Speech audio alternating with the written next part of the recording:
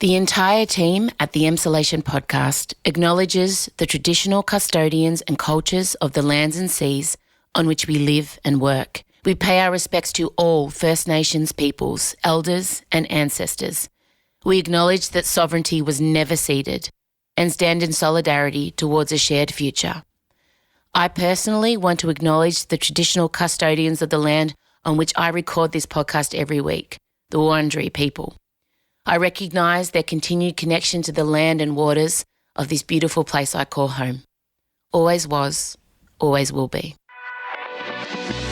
M. Russiano. I've become the vagina lady. And Michael Lucas. Me saying to you that Beyonce has done a Whitney tribute is basically me going down on you. This is Emsolation. I dispute the theory. Why? And what the reason? What are your facts? I don't care for them. You're in Emsolation.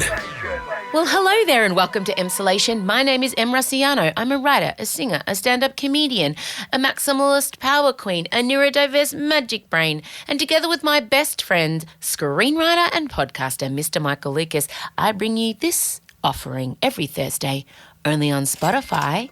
How the hell are ya? How are you?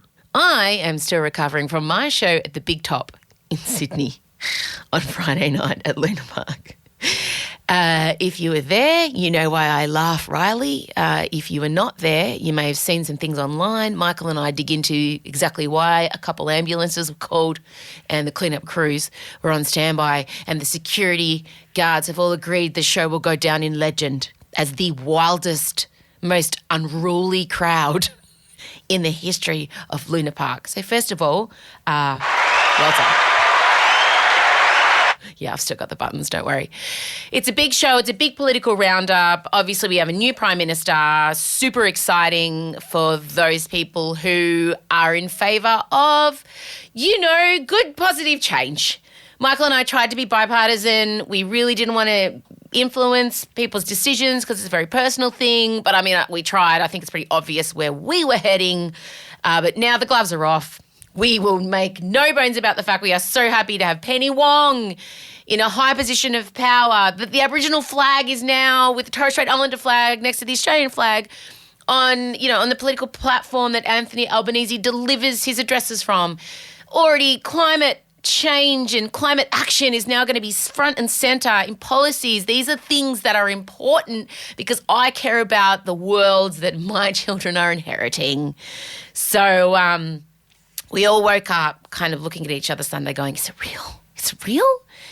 And just as I'm recording this intro, it's been announced that Peter Dutton will in fact be the federal opposition leader. It's an interesting choice. And that is all I have to say about that. What the fuck is hell? Friday night, I will be in Adelaide. I want to ask you all, Emsolators, if you know someone in South Australia you think would enjoy my particular brand of hecticness, please encourage them to come to the show. There's a couple seats left and I want a full sold-out run. Adelaide's been just slower than everyone else, and normally Adelaide's first because I lived in Adelaide. My husband worked for the Power. I got on Idol when I was living in Largs Bay. Oh, Largs Bay. It was just such a glorious place. So many lesbians. God, I love Largs Bay and the beach. So, come to the Thebarton Theatre this Friday night. Would love to have you. That's what's been going on for me. My life is being consumed with the tour and with the election and with making the podcast, and I'm about to have a break. And look, I've got some news for you. Okay, I want you just to get ready. We are going to have the next 2 weeks off. It's going to be okay. Now, before you panic, I want to make some suggestions. I want you to go back and listen to your favourite old episodes, or I want you to take out your phone and just do a random flick of the Spotify app and close your eyes, and whichever episode you land on, you have to listen to. Because we still want you to listen to something because we need that for our algorithms. Maybe a chance for you to catch up on eps you haven't heard. I just think this is a chance for everyone to have a breather. Absence makes the heart grow fonder, and mummy needs a rest. I need a rest. So no new apps for the next 2 weeks. But on Thursday, I do encourage you to perhaps go back and you know what I might do? I'll record something, a little surprise for you. I'll record it and it'll go out on each of the Thursdays. It won't be an episode, but it'll just be maybe a little story or a little thought. So you'll still have me. You'll still have a little routine. That's what I'll do. Mental note. Tell Zeke that's what we're going to do. Because I'm the same. I don't like it when my regular pods go away. Okay. Here's a deal. Next Thursday and the following Thursday, you'll just get a little thoughts from Em. Very short little hit. So I'm still with you on that day because I know I'm the same. You know, you set your watch to something and it's very inconvenient when people need to go have mental health breaks. I love this week's episode. It's wild and loose and there's side quests and just joy and look, obviously, I've got to stop saying obviously. Zeke has to cut. Obviously is my end and I really need to get better at it because Zeke has to cut out about 3,000 of them every week.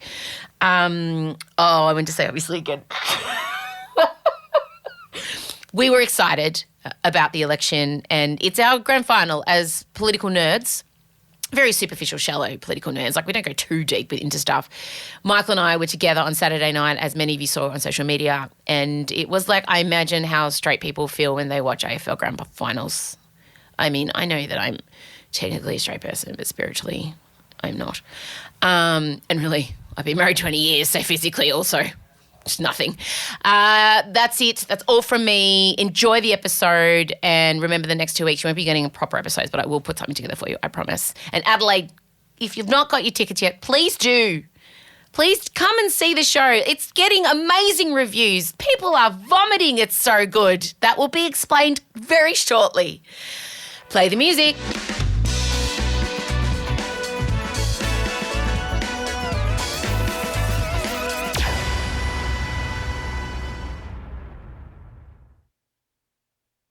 Em Luciano and Michael Lucas. This is Emsolation. Michael Lucas, the air feels cleaner, the sun brighter, the birds louder, the trees greener. I woke up Sunday morning and for some reason I took a big breath and exhaled and felt like, I don't know, an enormous weight had been lifted. That's right. Did you? Yeah. Come into the mic. I did. Yeah. It felt like we'd had a sort of national laxative and we'd been very pent up for a long time. And you know when you're just not comfortable on your insides? Yeah. Because it's been a while and then finally you get the release. The unleashing of the anus. Hi, gang. I've got the Well, buttons again. hopefully not, actually. That's not what you want. No, but obviously Anthony Norman Albanese is our 31st Prime Minister and Michael and I were obviously together. And first of all, categorically wish to apologise to the Australian public for underestimating you because I, as the unicorn of death, truly believed that we would be here this week feeling sorry for ourselves, maybe condemned to another 3 years of ScoMo, but I underestimated women. Mm-hmm. I underestimated the gays. I underestimated the theys. The youth. And I'm here to apologise because thank God I was wrong. I was so happy to be wrong. And as you and I sat and watched a robot use a ukulele to punt candidates off to Cuba. Take me to the April sun in Cuba. Oh. I know. It was a mixed metaphor. As Julie Bishop sat behind with her hair extensions, just thinking of what other catty things she could say to Bill Shorten. Oh, the sexual tension between Bill Shorten and who was Jay Bish. Jay Bish. We could cut it with a knife. Oh, you really could. I mean, what was going on? There was so much. Oh, have you gotten Chloe a birthday gift? Oh, I don't know. I think, oh, Bill, what did you think about that? Oh, well, maybe you'll get a chance. I was like, guys, get a room. I reckon probably it began because he went, oh, gosh, isn't it amazing to think what a different place we were in 2019. We're so different now. And then she probably would have said like, well, I don't think my exit wasn't quite the same as yours, Bill. And it was on. But they should have a talk show, or she should. Oh, remember Beauty and the Beast with Stan Zemanek? Yeah. I want that with Shorten and Jay Bish. Can you imagine? That would be. I'd watch the shit out of that. Yeah, that's her natural habitat, that sort of a show. I miss her being horrible in camp. And now she can be horrible in camp and it doesn't affect national policy. That's right. Get her away from the policies. Totally fine. I'll watch that as a sport. If there is no consequences for J-Bish being J-Bish with her very expensive hair extensions and her Armani suits, fucking take my money. Subscribe. Oh, absolutely. How much? So this is the Channel 9 coverage to which we refer. Michael, Adrian and I were flicking between all coverages of the election. We multi-screened. I was disappointed with ABC. ABC was an odd one. It was very overproduced. Anthony Green felt nervy about calling it, and so they took forever. Like all of the other networks had said that it had gone to Labor and were on board with this sort of teal wave and green wave, green slide that was happening. That just to me sounds like horrendous snot. Vomit. Oh, could be both. To me, it makes me think of You Can't Do That on Television. Remember that? Yes, of course. Alanis Morissette was in it and you get slimed. Bob's Burgers. I do remember that. It was one of my all-time favourite shows. On the afternoon, you get home from school, you watch James Valentine, you watch all of those things. You watch Banana Man. It was amazing. Oh, my God. Remember Banana Man? Eric is Banana Man. Ever alert for the call to action. No. Do you remember the cartoon Banana Man? I Yes, do it was remember a square- superhero that Roger was a Ramjet. banana. Roger Ramjet and his eagles fighting for our freedom. Roger Ramjet first and then Banana Man after him. Okay. Yeah, it was amazing. And Rob Mills is now the face of Australian bananas, and now I refer to him as Banana Man. Wow. We'll get to Rob Mills wearing a banana shirt to my show in a second, but I digress. Okay. So why were we talking about bananas? I can't even remember at this point. The slime, the green The slide. slime. Yeah. Yeah, the green slide. Yeah. And, God, now I can't even remember what the point was with that. What was the point of that? Why were we talking about the green slide? I can't even remember now. No, there was a reason. We'll get there. I'll go back. Oh, the ABC. The ABC. It was If like... I go on a side quest, you have to maintain the main I know. road. I If you lost come the down the tethering. side quest with me, I mean, you are the anchor point. I'm sorry. I let go of the wharf and we were just being tossed we were around fucking there. at sea. We were in the Bermuda Triangle. Yeah, go. So, oh God, I forgot. Yeah, Again. ABC. Oh, ABC, yes. ABC, yes. Weirdly, because Anthony Green was a bit nervous to commit to what the outcome was, it completely lacked the kind of sense of exhilaration and tables turning that all the other things had. Having said that, they romped at home. Everyone turns to the ABC. In the ratings, everyone watched it. Yeah, which is fair enough. But Like also 4 times as many as any other place. It was incredible. But they clearly had a problem with their link truck and their Yeah. internet and their satellite because they were not doing what I wanted. And as you pointed out, they didn't have a handle on who the celebrity, interesting candidates were that we wanted to hear from. Like if Carla Zampatti's daughter is about to take out a traditionally held Liberal seat, generations back, former Prime Minister, old boys, blue blood. If Allegra Spender is about to take that out, why are we not crossing to her to see, I don't know, what she's wearing? Not that it matters, but it does matter because she's Carly Zampatti's daughter, literally. And she's taken down a guy who sent out his ATAR to every single other person and one of the worst losers in history who's deleted his Twitter account in a fit of like total petulance. I love that. I Here for respect it. ABC didn't cross to her. Yeah, and who just lost her mother very publicly Yes. this past year, so there's going to be so much emotion wrapped up in it. I know. They just didn't. No, well, maybe I think that was a little one because that was one of the seats that wasn't actually necessarily known on the night, although it was very likely. It was a bit the same as Fridays. Well, I had a very close handle on Kooyong. I was refreshing. I was almost disturbed at how much physically, psychically, spiritually M was attached to the result of what was happening in Kooyong. I've never known someone to refresh with a count. I was waiting for the ABC to cross to me for the results. Honestly, I was willing to call it before Anthony was, and I would have fucking called it. Don't worry, it would have And been it was right. a bit of a ride because she got ahead, but then he came back, but then he got ahead, but then he Yeah. came back. Oh, but man. It was over. And it's interesting in Frido's speech and ScoMo's speech. It's really interesting to me now that they just realise they want to be good fathers. Well, what the fuck have you been doing all this time? Just now that you've lost. Oh, that's right, I've got a family. What? So ScoMo's gone. Obviously, he resigned as Liberal Party leader also. He will continue as member for Cook. But since Anthony Albanese has announced there will be a federal ICAC, I imagine there will be a by-election in Cook before the year is out. I don't think ScoMo wants to face an ICAC. There is so much to live for. So much to live for. So much to live for. I love it how, like, early on in the election campaign, we were trying to do a bit of a, you know what, vote for who you want. Blah, blah, blah, blah. And now, any sense of us not being partisan. The condoms are off. You're all getting pregnant. Like, it's happening. And also, this election showed us that our country's two-party political, the ideal of that, blown out of the water. Gone. And thank God. Gone. Oh, exactly. I wish it could happen in America. Because they're so polarized and it's all like Republican, Democrat, woke, not well. And just to have. Well, it allows nuance. Exactly. Which is what is an accurate representation of life. Exactly. Is now being seen in our political system. Yes. It's so good. And these teal the teal independents. Exactly. They're economically conservative, but care about the climate. And want integrity and all these kinds of things. Correct. Like it's so and refreshing. mostly women. Oh. Labor won with only 33% of the vote. That's wild. There are 16 crossbenchers now.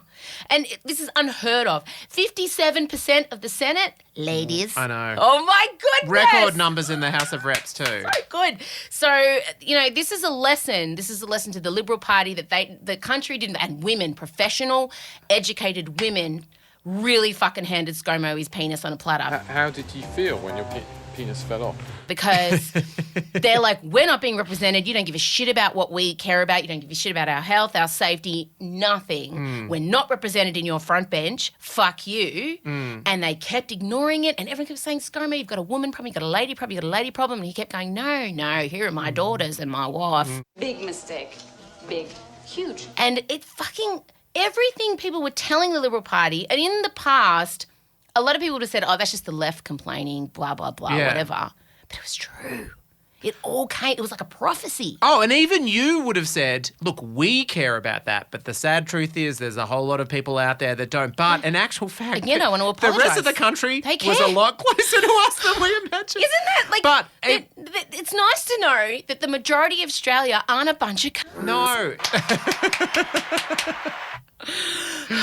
It's True. I felt the same way after marriage equality. And it does make me realise how rare it is in our, let's round it down to 42 years of life on this earth. In terms of elections we can remember, there has not been many elections to spark elation. No. Like basically, in terms of popular vote results, I would say, look, Kevin 07 was a great night, but pretty short-lived, let's face it. Things went to hell pretty quickly. Australian Idol, I would say Guy Sebastian Series 1. That was really exciting. And the marriage equality vote. But other than that, I mean, Gillard won, but only by the skin of her teeth, and it was a very fraught sort of situation. We had Howard for years and years and years. We were too young to remember, Well, my mum was Instagramming about Goff. Yeah. Like, she still owns the T-shirt. The first thing I was wrapped in was a Goff Whitlam T-shirt. The ladies at the hospital at Greensborough, at Diamond Valley Medical Centre, Greensborough, tried to bring in those checkered things, and Mum went, hup, hup, hup. And my dad was forced to bring out an old ratty Goff Whitlam T-shirt. I was wrapped in it. Like, Goff is her hero. Yeah. Yeah, so... Oh, it must have been a good night for Jenny and Vince. Well, Vince doesn't vote because he doesn't want to vote in a system where he could never be Prime Minister. Okay. So he just pays the fine. He says, I wasn't born here and I can't be Prime Minister, so why would I vote? And I said, but do you have any ambition? No, but that's not the point. Do you want a good world for your grandchildren? That's not the point.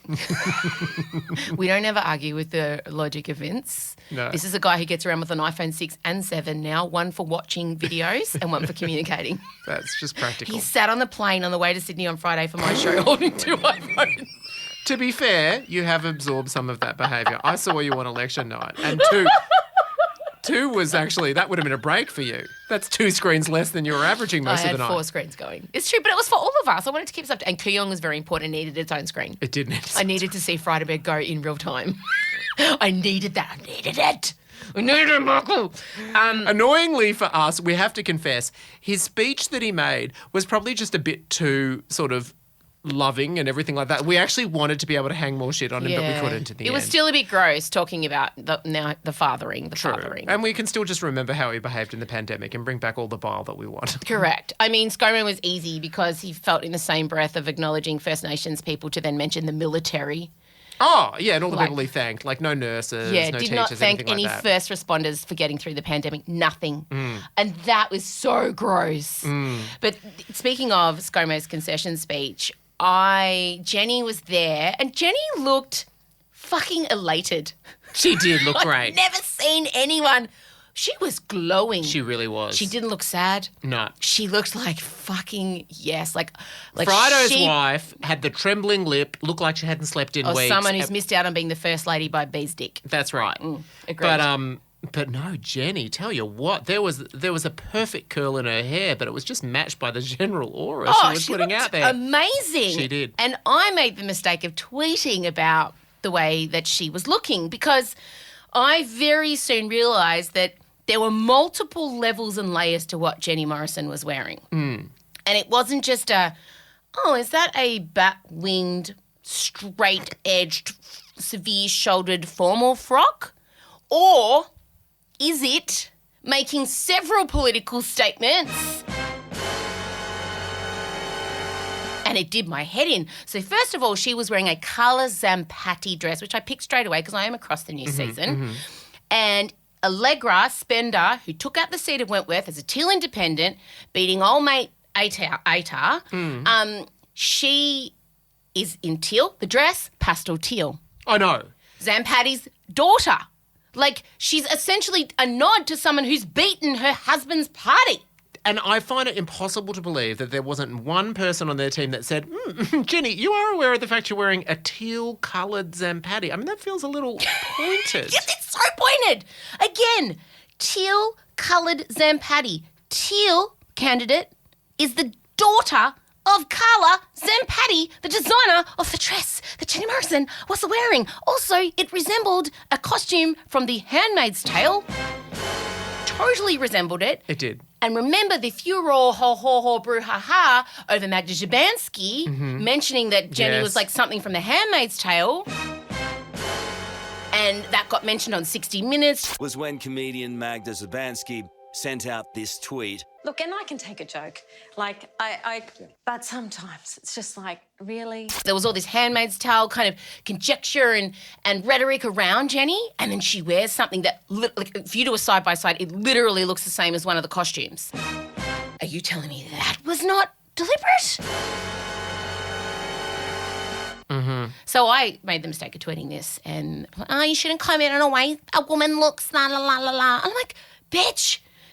I'm a conspiracy theorist first and foremost. Choices were made. Choices. Either knowingly or unknowingly, but it's a hell of a thing to believe it was all unknowing. I'm sorry, that's wild. Someone knew. Someone knew. We knew. The second she stood up, I said to you, that's a fucking colour Zampatti.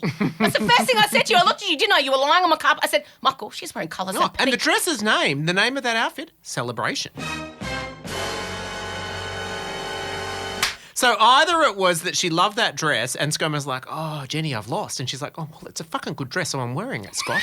Or she was really happy about the fact that he had lost, both of which I could believe. I believe that too. I mean, I've seen the pictures of her with a tray of margaritas.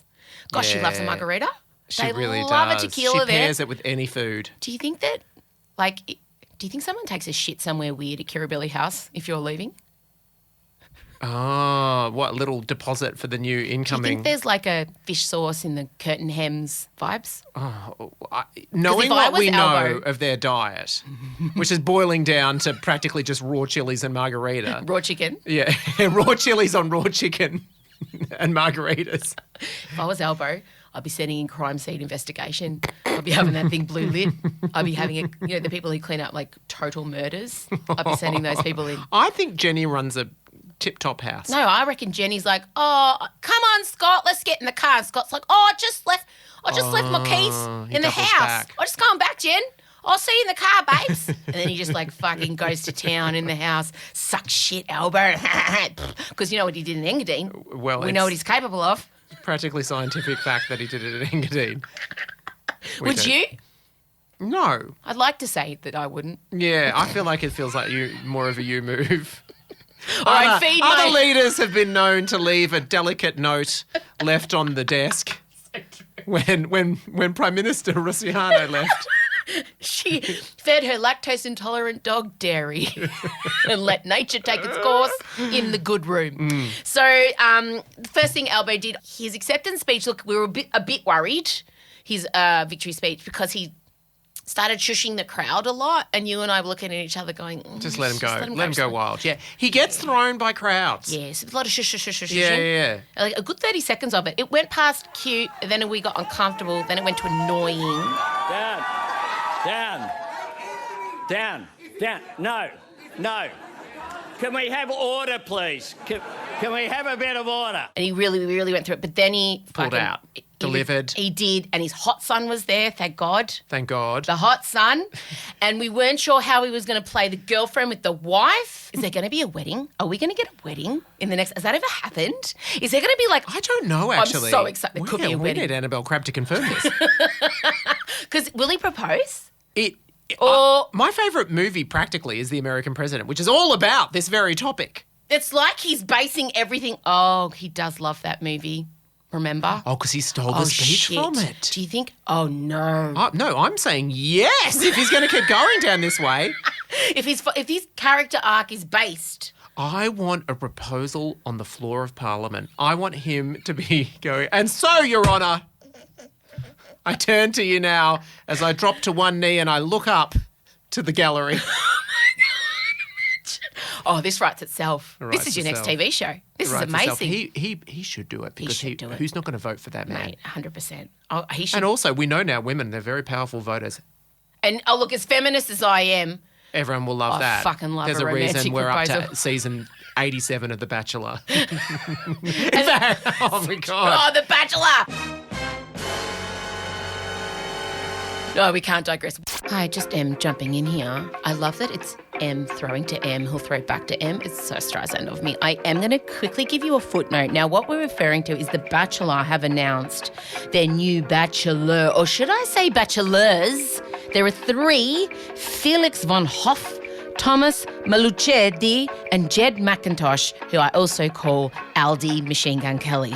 Now, they're all white, they're all extremely manicured, and it's going to be some sort of weird free-for-all where the bachelors are not kept separate from the bachelorettes. Everyone's heterosexual. People like, have we progressed at all?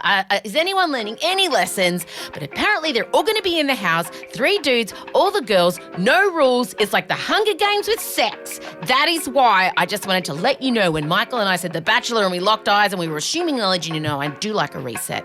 Okay, back to the show. What the fuck are they doing? No, wait. Oh, okay, so no, back to the election. Let's talk about... No, wait, before you get to that, we also need to acknowledge that Albo has put the Torres Strait Islander and Indigenous flags behind him. And one of the first things he did after shushing everyone was committing to the Uluru Statement from the Heart in full, committing to a federal ICAC, ICAC. We can't wait for the ICAC. We'll be watching every day. And also... To end the climate wars. What a guy. Yeah, what a guy. Well, he's got no choice, actually, because the entire crossbench are hardcore green, which is fantastic. Be they the Teals or the actual Greens. So bad news for the Liberals. Bad news for One Nation. Bad news for Rupert Murdoch, which I'm genuinely staggered by this. Too. Because as anyone who's lived in this country knows, Rupert's press monopoly has gotten more and more intense, and also the shamelessness of it has gotten with it was pretty bad in Melbourne during lockdown, all the anti-Dan headlines, but they really outdid themselves. Like the glowing coverage of ScoMo versus the condemnation of Elbow, the way that they backed Frydenberg consistently, and they've got like almost a complete monopoly in Queensland. And it didn't do anything. It didn't do anything. Social media, grassroots, worked. Oh my God. This was Twitter's campaign. Yeah. This was TikTok's election. Yeah. And the fucking youth. And in addition to that, United, the United Australia Party. Who spent $100 million. Clive Palmer. And nothing. Like just didn't get anything. Astonishing. Out. One of the sweetest. It was an absolute cavalcade. It was what did I tweet? I tweeted it was a stock take sale on dickheads. Yeah, it really was. Yeah. I mean, there was a moment where it looked like Dutton was going to go down as well. We looked at each other. We couldn't believe it. Tim Wilson. Yeah. Pauline Hanson, probably. Josh Frydenberg. Yeah. Who else? Trent Zimmerman. Erica Betts. That's a special one for me because he was so horrendous in marriage equality. And Craig Kelly. Craig. Who took it? But did he take it graciously? Oh, so graciously. Yep. He's written to his supporters. Oh, thank God. I didn't get this letter. No, what a shocker. Surprisingly. Wow. Okay, And he what's wrote- Craig had to say? Although we may have failed, and our faces are now marred with the dust and the sweat and the blood from the battle, we did so whilst daring greatly, all in the name of, capital letters, freedom. We fought not for power or position, not for virtual signalling or self-indulgence, nor for what is fashionable. We fought not because it was easy. We fought because we are the sons and daughters of the Anzacs. Oh my God. I'm insulted on behalf of all the Anzacs and their families. Oh, no, totally. That's Oh horrendous. my That God. is so, that's astonishing. But he's unemployed. He's unemployed. He's out. Oh, it's gone. such heaven. Again, I want to thank the Australian public. I know. I just can't believe it. A lot of people have been cautioning that now they're going to pivot hard right and it'll be a disaster for the There's country. culture wars happening at the Liberal Party as we speak because Dutton's obviously front runner. They have to put a woman in as deputy. Like, there's just no alternative. They must, because anytime they want to fucking wank, they have to consult 16 crossbenchers of whom most are women. Yeah. So I think I think they're going to have to put a woman in somewhere within the upper echelons of the Liberal Party opposition. But I think they're dumb enough to put Dutton in. I really do. Oh, me too. I think that's inevitable And they're now. stupid because they really, now's the time to try and win and steal back the centrist Liberals who voted teal independence because they were feeling disillusioned and unrepresented by the way the Liberal Party was going. Because, like you said, all the people that would vote for Dutton will be dead in 20, 30, 40 years. Totally. And they're fucked. And Dutton as well. I mean, Can we hear what Mark McGowan had to say about Peter Dutton? Mark McGowan, shit don't stink, y'all. He delivered Labor the election. Have a listen to the WA Premier when he was asked about what he thought about Peter Dutton being opposition leader. He's an extremist. He's an extremist. And I don't think he fits with modern Australia at all. And he doesn't seem to listen. He's extremely conservative. I actually don't think he's that smart. I've seen him present on things. I don't really pick up there's much there.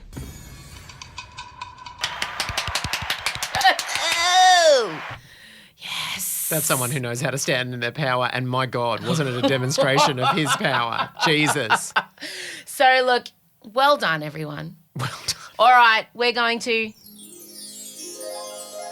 go away and come back and talk about the numerous vomiting and hospital admissions that happened at my show in Sydney on Friday night. That's next. M. Russiano and Michael Lucas. This is Emsolation. So, Friday night, Michael, I played the Big Top at Luna Park. Yes, I saw. And possibly the greatest gig of my life. That's saying something. And I've had some good ones, obviously. But there was just something about this Sydney crowd. They came to play. They came to slay.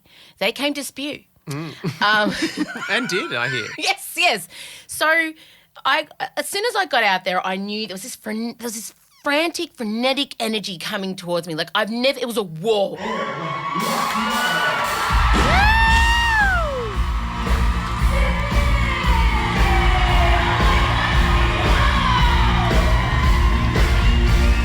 I've never felt so I was overwhelmed by it and energised at it at the same time, which is a heady mix for me already. And I was having the show filmed for some promo and stuff, and one of the guys who was filming it looked like Bailey Smith, the footballer with the mullet, right? Straight away. So I was calling him LD Bailey Smith. So he was there and I was running around through the crowd. Rob Mills was there in his banana shirt because he's the face of bananas. Hi, I'm Rob Mills, and I love bananas. Oh, so he's wearing a bit of promotional material to your show. I just don't know if that is the best brand alignment for him. But I don't know. Look, whatever. I like it. It's happy, it's colourful, it's camp, it's phallic. Hi, gay. Phallic, which is him. Yeah. So it was great. And then about 20 minutes into the show, I look out into the crowd and I see these three people in matching outfits. Red blazer, red polo, red hats, red pants. I'm like, oh, have you guys team dressed? I stopped the whole show down. Have you team dressed? And then the people around them are going, no, they're and I'm like, what? And so I stopped everything down again. And of course, like, what's going on? And then they're like, there's vomit here. People have spewed. And I'm like, oh, my God, it's the cleanup team in their matching uniforms at Luna Park. So, first of all, kudos to Luna Park for caring about branding and merchandising. Yeah. So their cleanup crew looked amazing. So I've amazing. actually been a vomit cleaner, by the way.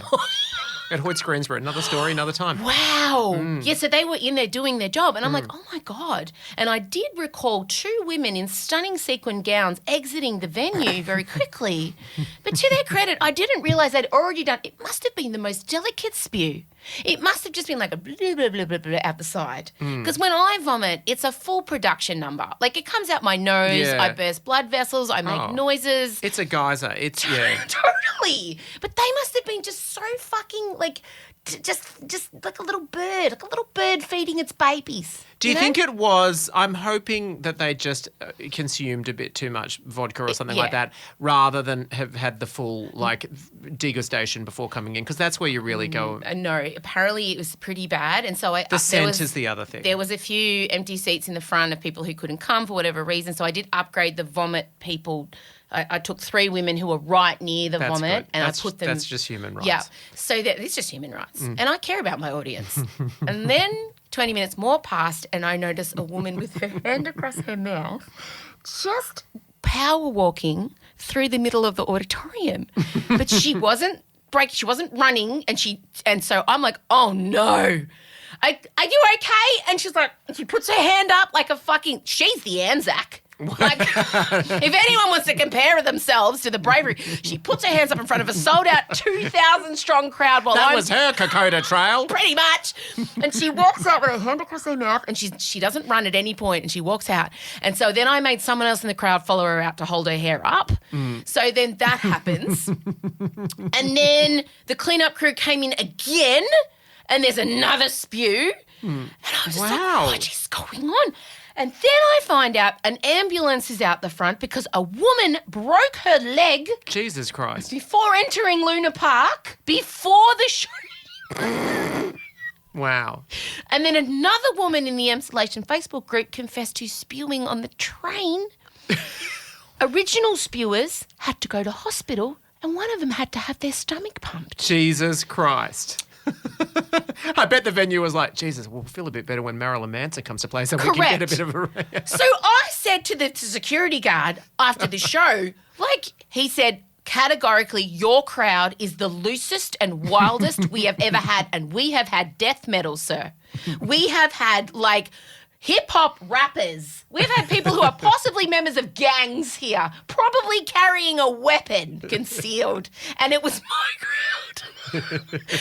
And so this is where I feel conflicted because I was like, yes, go sis, go off. And then my ethics place started to hurt. And I hate it when my ethics place starts to hurt. What the fucking hell? Because I've got control of the buttons again, gang. I love that your ethics conflict is LEO. Is LEO. Some might say that in itself is an ethical dilemma. Don't go too deep there. Okay. Because part of me is like, good. These girls have been at home, probably with their family. They're having their big night out. And then my ethics place starts to tingle as I'm laying awake at 3 a.m. replaying the whole show. And then I'm like, why are these women so wound up and so in need of a release? Why are they turning to enough alcohol to vomit? And so I can hold both in my heart, okay? Go off, sis. But also, are we medicating with alcohol a bit too much because we are fucking doing too much? Because here's another revelation. I drink more than Em. I'm not a big drinker. No, I know. And people might think that you are because famously on stage you often come out with a bottle of wine. You often ask your floor manager to come and deliver some wine to you. So you would maybe think that, And that's my fault. I'm celebrating a culture of drinking. You used to do live Instagram wine times. Yeah, but in actual fact... and it's not even that you're a one-pot screamer. You're not. But normally you tend to just have a glass or two.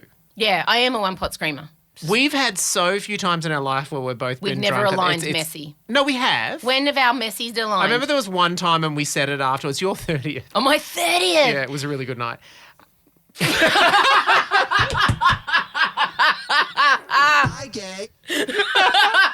Anyway, we won't go into any more my details. God. The eye We'll just leave you to imagine. The eye contact that him and I had when people are about to die in movies and they have the flashback through their life? Yeah. You and I looked at each other and at the flashback of all the things we got up to at my 30th. By the way, also, if we revisit pictures, we have to pay it up. We both looked amazing. We looked amazing. I came as Gene Kelly from Anchors Away, and you were Wonder Woman. Absolutely perfect choices from us both. We looked 30. We looked great. It was a wild night. It was a wild night. It was at a casino. Why?